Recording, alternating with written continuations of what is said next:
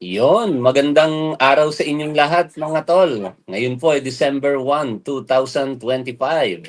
At napakasarap po ng gising natin sa araw na ito sapagkat bigo na naman, partikular ang mga Duterte supporters na patalsikin si Pangulong Bongbong Marcos. Tayo naman pong mga naghahangad talaga ng pananagutan, kaunting araw na lamang ang inaantay po natin. Ilang araw? 69 days baligtaran. Bakit? Para muli po nating ma-impeach itong si Vice President Sara Duterte. Napakabilis ng panahon, ano? Nagsimula tayo ng countdown dito, 170 plus days. Tapos ngayon, 69 days na lamang ang inaantay natin, malapit na ang February 6, 2026. Sa pagkakataong kasing iyon, tingin ko, hindi na maiiwasan pa ni Sara Duterte na harapin ang mga akusasyon laban po sa kanya. Ngayon, balik po tayo sa usaping protesta o rally na isinagawa po kahapon. November 30, 2025, isinabay po sa kaarawan ng ating bayani Gat Andres Bonifacio. Pero mukhang nilangaw po yata ang iba't ibang rally kahapon. Ang medyo marami lamang dito po sa People's Power Monument sa EDSA. Umabot din sila siguro ng mga 50,000. Kung totoo yung sinasabi ng ilang mga rallyista. Pero yung sa Luneta, hindi po umabot ng 10,000. Kaya sa puntong ito, i-appreciate po natin ang kagalingan naman sa paghahanda ng ating Secretary of Interior and Local Government na si John Vic Remulla. Alam niyo naman ako, hindi ko po talaga most of the time pinupuri si Secretary John Vic, ano? Medyo kinriticize ko nga yan ng maraming beses eh. Pero sa pagkakataong ito, humanga ako sapagkat sabi niya nga, mabuti na yung over-prepared kaysa sa under-prepared. Ang nangyari kasi kahapon mga tol, mas marami pa ang mga kapulisan po natin kaysa sa mga nag-rally sa Luneta, no, sa Quirino Grandstand. Hindi tayo nagkamali sa ating iniisip dahil nga ikinumpara po natin ito sa naging rally naman ng Iglesia ni Cristo noong November 16 at 17.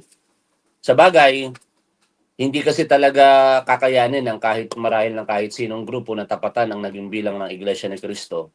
Dahil yun po ay organisado po ng simbahan no? Ng kanilang simbahan na ang kanilang mga miyembro ay inatasan na dumalo sa pagtitipon na yon. Kaya ang nag-show up, umabot po ng more or less 600,000 sa unang araw po ng kanilang pagtitipon laban sa korupsyon. Pero ito pong nangyari kahapon, malayo po dun sa numero. Sabi nga po ng ating kapulisan, more or less mga nasa 7,000 to 8,000 lamang ang nag-show up sa Quirino Grandstand or Luneta kahapon. And yun ay senyales na rin siguro na ang Pilipino napapagod na rin sa mga ganyang diskarte, no, sa ating gobyerno o laban o pagpoprotesta sa ating gobyerno. Kaya mas minarapat na lang siguro marahil ng mga kapwa natin Pilipino na makasama po ang kanilang mga pamilya. Sa katunayan, kahapon nga po pagpunta namin sa Taguig, yung parang park po doon, Christmas park bang, ano bang eksaktong tawag doon? Lakeshore Lakeshore? Park. Oh, yun. Sa Taguig City. Grabe, ang dami din pong mga tao, halos di mahulugang karayom din eh. Talagang ang paglalakad mo mabagal dahil nga po sunod-sunod yung bilang ng tao. Doon, senyales na mas pinili talaga. No? Sa parte ng Tagiga, mas pinili na rin po nilang makasama ang kanilang mga pamilya sa araw po ng Bonifacio. No? Sa araw po ni Bonifacio. Pero siyempre, para mas maging komprehensibo ang ating pag-uusap, bagamat tayo po yung nasa cellular phone ngayon, medyo mahirap live talaga pagka nasa cellphone, unlike sa tayo yung nasa computer, madali po natin na mamaniubra yung mga pine-present nating audio o video. Dito, pakinggan nyo na lamang po. Ito po ay, nako, lobat ako. hindi ko na-i-charge tung ano, sabagay 20% is kaya pa naman siguro makatapos 'to ng live. Pero meron ba tayong charger dito, dear? Pakisuyo na lang nung ano, yung power bank. Nalobat pala yung hindi, para mas malapit dito, dear. Ewan ko kung ay nandun yata sa computer. At yun nga, nalobat ako kaya pasensya na nagkaroon tayo ng interruption sa ating live stream. Ito po ay yung balita po sa 24 oras kung saan siyempre komprehensibo po nilang inilahad ang mga pangyayari kahapon. O, shout out po sa inyong lahat, pakinggan po natin ang balita. Yan. Magandang hapon po. Nagtipon-tipon sa People Power Monument ang mga taga-simbahan at iba't ibang grupo para sa iisang panawagan. Isiwala at ikulong ang mga kurakot. Pero bago ang programa sa People Power, Tayo naman, nagkakaisa sa bagay na yon, di ba mga tol? Isiwalat at ikulong ang mga kurap. No?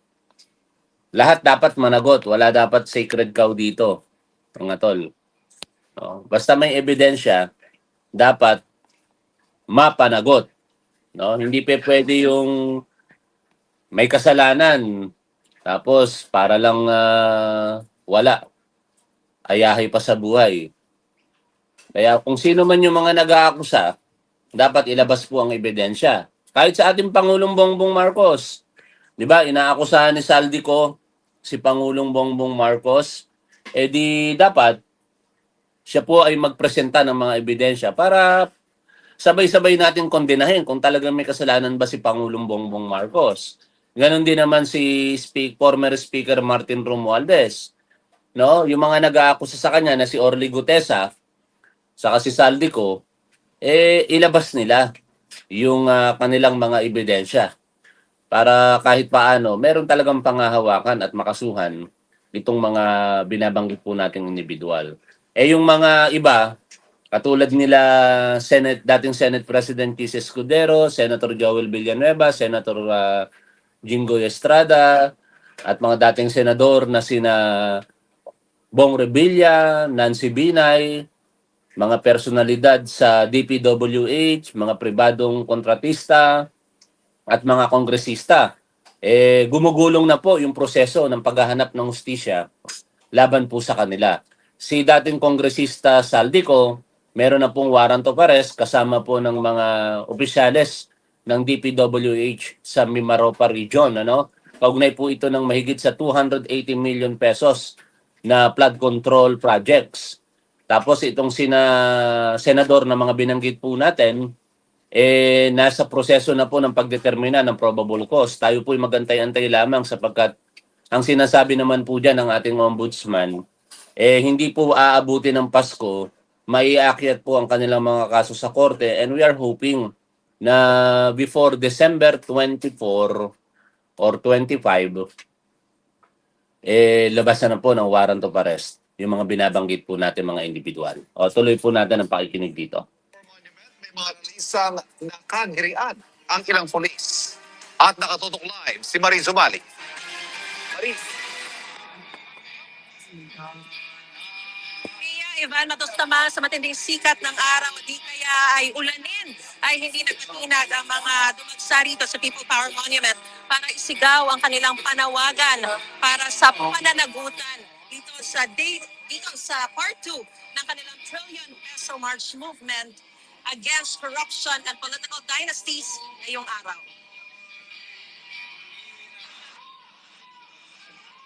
Sama-samang nagmarcha pasado alas 8 kaninang umaga ang grupo ng mga ralista mula EDSA Shrine, pa People Power Monument. Sa rami ng lumahok dito sa Trillion Peso March, inokupa na nila ang EDSA Ortigas. Sa isang punto, nagkagirian ang ilang ralista at mga pulis sa bandang EDSA Ortigas dahil tumanggi ang mga pulis na lawakan ang bahagi ng EDSA na dinaraanan nila. Maya-maya, pinagbigyan din ang mga ralista. Naiwan sa EDSA Shrine ang ilang grupo ng mga senior citizens kung saan napakinggan din nila ang misa at programa sa People Power Monument dahil may nakaset up na screen at speakers dito.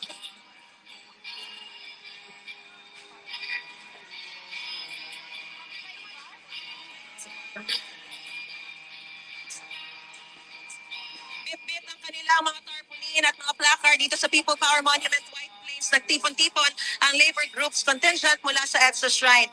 Gayun din ang iba pang civil society groups mula sa Temple Drive. Ang kanilang nagkakaisang sigaw, ibulgar at ikulong ang lahat ng mga kurakot. Marami yung mga dumalo sa People Power Monument, pero sila na may naging masunurin sa batas. Ano? Payapa naman yun na naging kanilang mga pagdaraos ng pagpapahayag ng saloobin nila. Kaya okay lang yan. No? Pero sana sa mga susunod na pagkakataon, iwas-iwasan na yung mga masyadong paglabas sa kalsada. Kasi bagamat kahapon, holiday naman, at the same time, Sunday, hindi masyadong apektado yung mga kababayan natin Pilipino. Pero kapag ka nagkaroon kasi ng pagdaraos ng pagrarally sa mga ordinaryong araw, pero wisyo po talaga ito sa kalsada eh. Apektado yung pamumuhay po ng marami nating mga kababayan, partikular yung mga manggagawang Pilipino. Pero mo, papasok ka, may mga nagrarally sa kalsada, magdudulot ng sobrang bigat ng trapiko. Imbis na rating ka ng mas maaga sa trabaho mo, kung mamalas-malasing ka, mahuhuli ka, o kaya kakailanganin mo lumabas ng maaga ng bahay mo para hindi ka mahuli sa trabaho mo, tapos paglabas mo naman ng trabaho, sasabakin mo ngayon yung sobrang bigat ng trapiko, darating ka ngayon late na sa inyong mga bahay. Ang laking perwisyo, di ba? Kaya yun lamang sana sa mga susunod, kung may mga pagdaraos ng mga ganitong pagtitipon, wag gawing hanap buhay. No? Hindi ko sinasabing mga bayaran ang mga relihista. Pero hindi naman maikakailam, marami po diyan na kaya lang nandiyan ay dahil merong natatanggap. No? Sana yung makatotohanan talaga na pagpapahayag ng kanilang mga saloobin. Nang sa ganun, pare-parehas makabubuti para sa atin, di ba? Para sa ating bansa at bawat Pilipino. Oh, yun lamang muna mga tol ang ating pag-usapan. Magandang araw po sa inyong lahat. Tayo po mag-almusal muna. Magkikita tayo later sa ating panibagong topic na pag-uusapan. By the way, Milo at Pansit Canton. Oh, yan oh. Kaya shoutout po sa inyong lahat. At sa mga tatanga-tangang Duterte supporters, ipagpatuloy nyo lang po yung katangahan ninyo na manood kay Top 1. Maraming salamat po sa inyo.